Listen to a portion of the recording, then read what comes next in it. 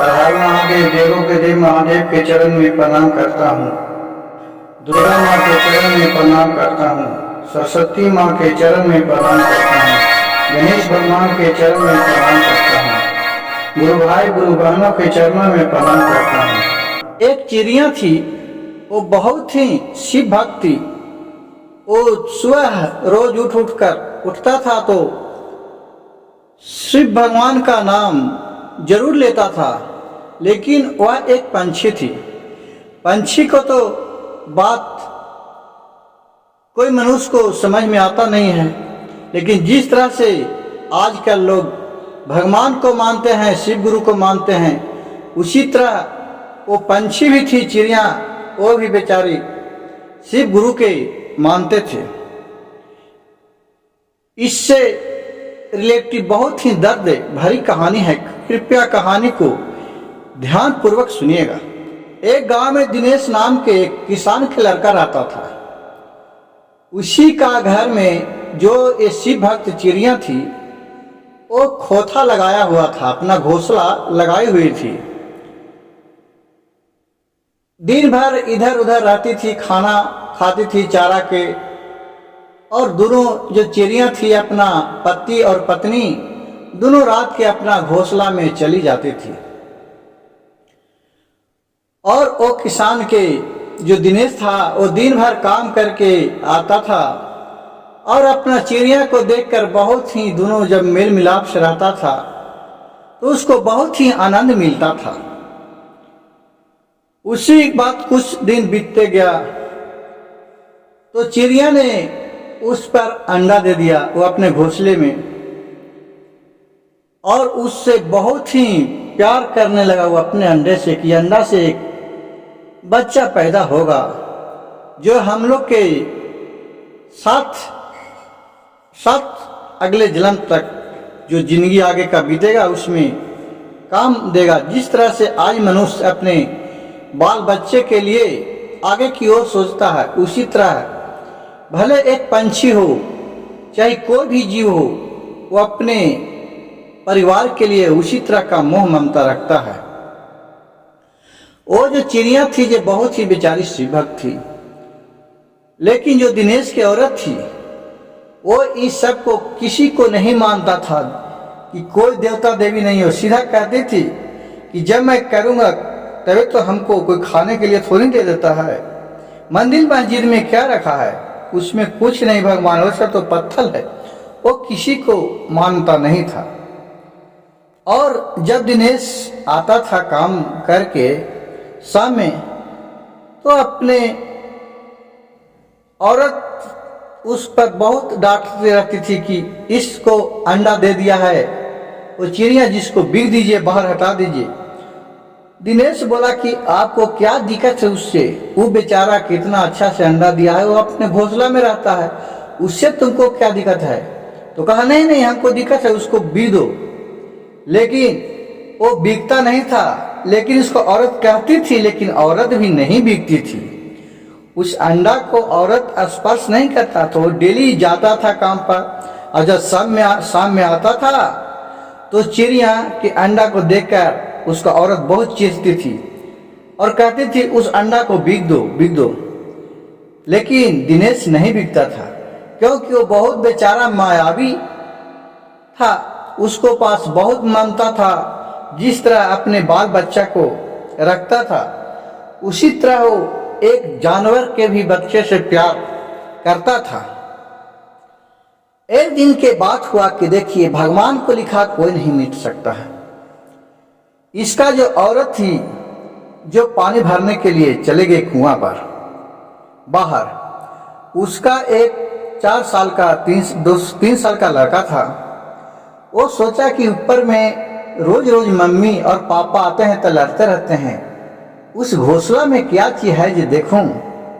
बगल से एक खिड़की लगा के, कुर्सी और टेबल लगा के उस पर चढ़ गया और अंडे को अपने हाथ में लेके खेल रहा था, देख रहा था कि क्या चीज है।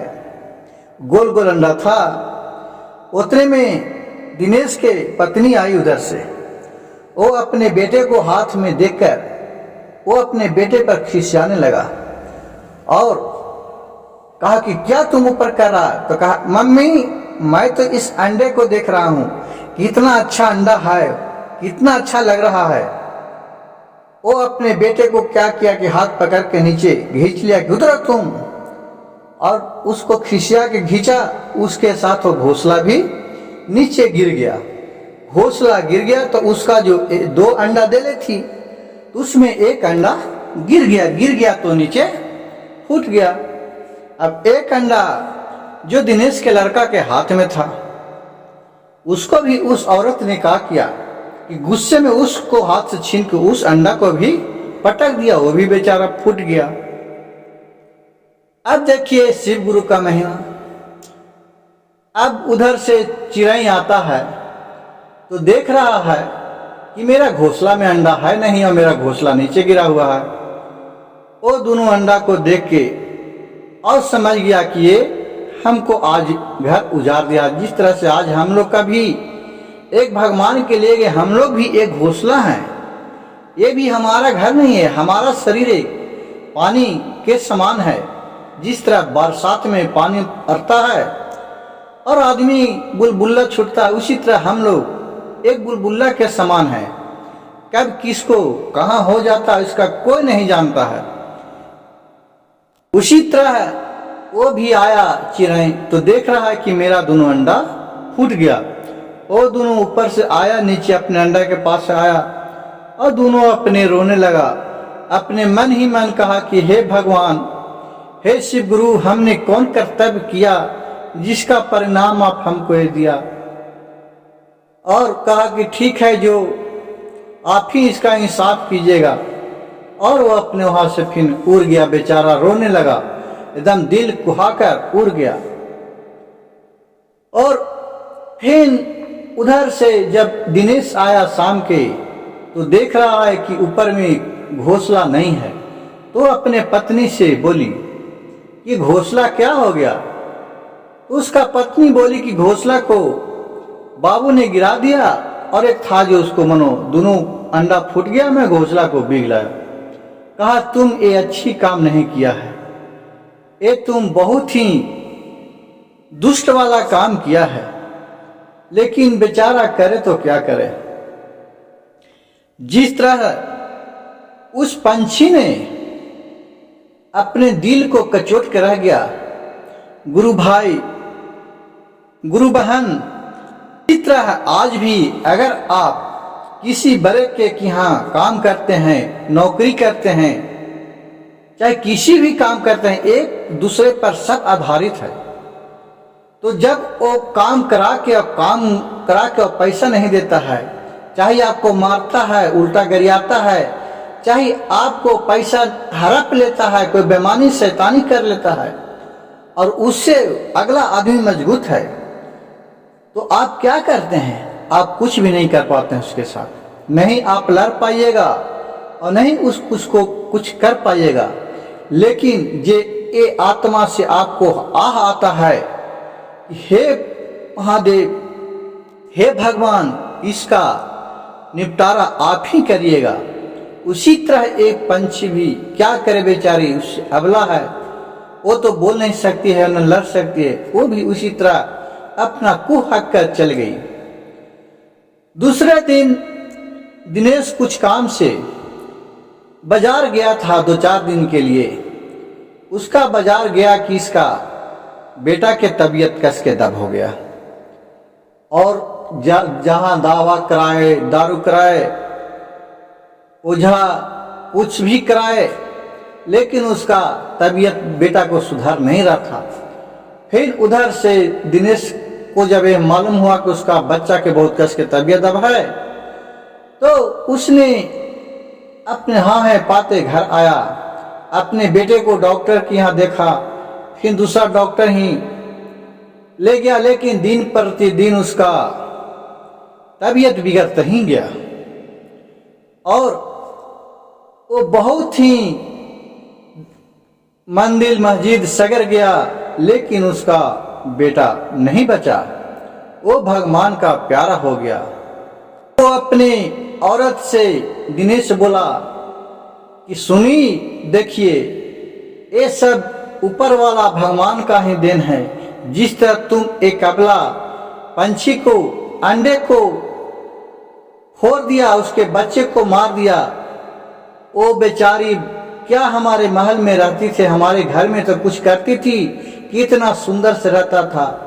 वो तो अनजान है, वो अबला है, वो अपने दिल में कराहा वो भगवान आपको दिखा दिए हम लोग के। और फिर शिव गुरु के मंदिर में जाकर अपने क्षमा मांगने लगे, बहुत माथा टेकने लगे। और दोनों पत्नी और पति बहुत गिड़गिड़ाए और रोने लगे कि हे महादेव, हे शंकर, शिव शंकर भोलेनाथ, हमारे जो भी हमारे हाथ से, हमारे पत्नी के हाथ से दोष हुआ उसका आप क्षमा करिए। और फिर शिव गुरु ने उसको 2 साल के बाद एक अच्छा पुत्र दिया। और फिर वो शिव गुरु का बहुत ही पूजनीय बन गया। हर हर महादेव, घर घर महादेव। मेरे वीडियो अच्छा लगे तो कृपया मेरे चैनल को सब्सक्राइब कीजिए, लाइक कीजिएगा और शेयर कीजिए, ताकि ऐसा कहानी आप लोग के साथ में प्रस्तुत कर सकूं।